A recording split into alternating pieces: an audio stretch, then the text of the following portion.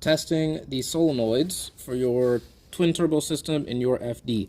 So it's going to be a 3 to 19 step process per solenoid. It really just depends on how deep you want to go in this whole thing.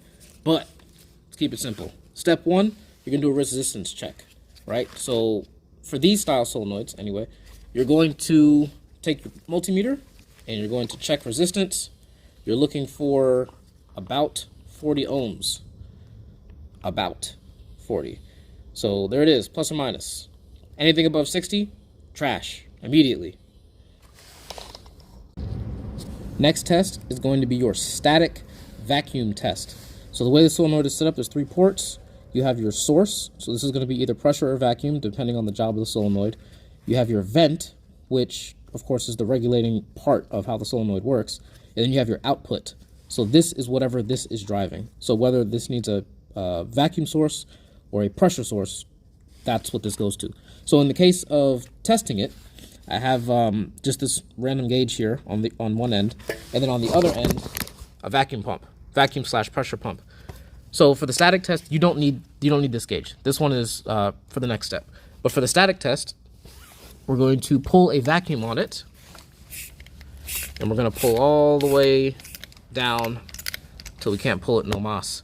So as you can see here, all the way down to, as far as you can go anyway, and it's holding. So this one's good.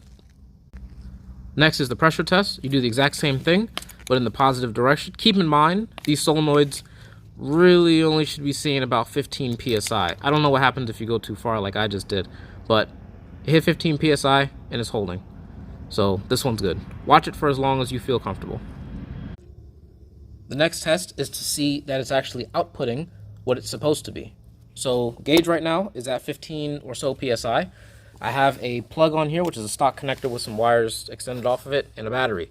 It's a solenoid, so it doesn't matter which one is positive and negative. So long as it gets a positive and negative, it's going to actuate. So what's going to happen is, when we're going to actuate the solenoid, it's going to click, and then we're going to watch this gauge move and match this gauge.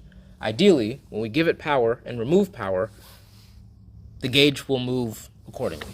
So giving it power, and as you can see, it's holding. So that's a good seal, and as soon as I let it go, boom, it shuts. So this one's good. And you'll repeat the same exact process in vacuum. And now if I keep going, you see it's less and less and less each time because it's venting. So we know the vent works as well.